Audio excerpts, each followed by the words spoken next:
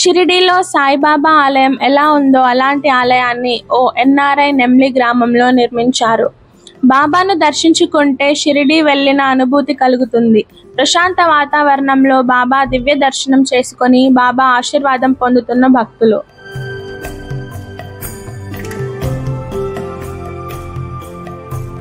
కామారెడ్డి జిల్లా నస్రుల్లాబాద్ మండలం నెమ్లి గ్రామంలో షిరిడీ సాయిబాబా ఆలయం ఉంది. ఈ ఆలయం పూర్తిగా షిరిడీలో సాయి ఆలయాన్ని పోలి ఉంటుంది. నెమ్లి గ్రామానికి చెందిన ఎన్ఆర్ఐ పట్లోళ్ళ మోహన్ రెడ్డి, శైలజ దంపతులు 15 సంవత్సరాల క్రితం 2.5 ఎకరాల స్థలం కొని ఆలయాన్ని నిర్మించారు. తర్వాత మరో 4 ఎకరాల స్థలం కొనుగోలు చేసి ఆలయం వద్ద ఫంక్షన్ హాల్, గార్డెన్ ఏర్పాటు చేశారు. ఆలయానికి వస్తే ప్రశాంత వాతావరణంలో బాబా దర్శనం అవుతుంది. దినదిన అభివృద్ధి చెందుతుంది. భక్తులు కోరిన కోరికలు తీరడంతో వారు మొక్కులు చెల్లించుకుంటున్నారు. 15 సంవత్సరాలు అవుతుంది. 16వ వార్షికోత్సవం మొన్న మార్చి 7న చేసుకున్నాము. ఈ ఆలయ ధర్మకర్త పట్లోళ్ళ మోహన్ రెడ్డి, శైలజ నెమ్లి గ్రామస్తులు. ఆయన న్యూజెర్సీలో ఉంటాడు.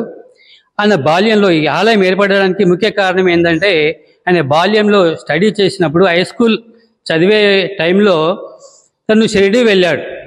ఆ షిరిడీ గ్రామంలో వెళ్ళేటప్పుడు అక్కడ అవస్థలు అంటే నడవడము, ఎక్కడో దిగి రైల్లో వెళ్ళాలి, ప్రయాణించాలి, ఎక్కడో దిగి మరి ఎంత దూరం నడవాలి, అక్కడ పరిస్థితిని చూసి తనకు అప్పుడే ఒక సంకల్పం అనేది ఏర్పడింది.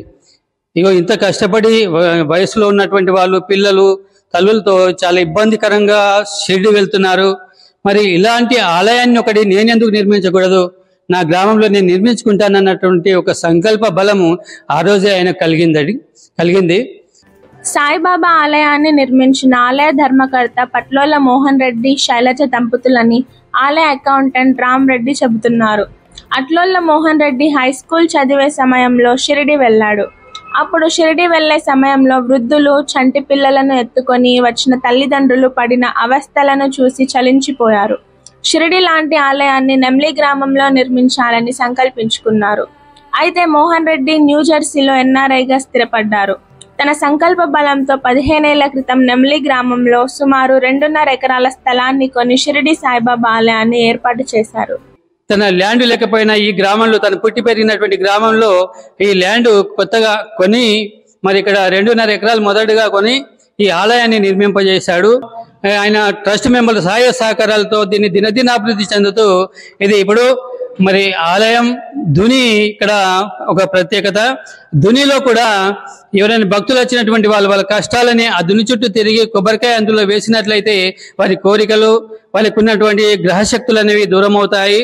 అలాగే రెండోది వచ్చి ద్వారకామాయిలో దర్శనం చేసుకుంటారు. ఆ ద్వారకామాయిలో కూడా కూర్చున్న బాబా ఉంటాడు. అలాగే మళ్ళీ చావిడిలో పడుకున్న బాబా ఉంటాడు, ధ్యానంలో ఉంటాడు అక్కడ బాబా. అక్కడ ఈ చావిడి బాబాను చూసినట్లయితే మనిషి రూపంలో ఉన్నాడు, అలాగే మనిషేనా పడుకుంది, బాబానేనా పడుకుంది అన్నట్టుగా ఉంటుంది. దిగ్భ్రాంతి కలుగుతుంది ఎవరికైనా చూసినటువంటి ఈ సాయి భక్తులకి.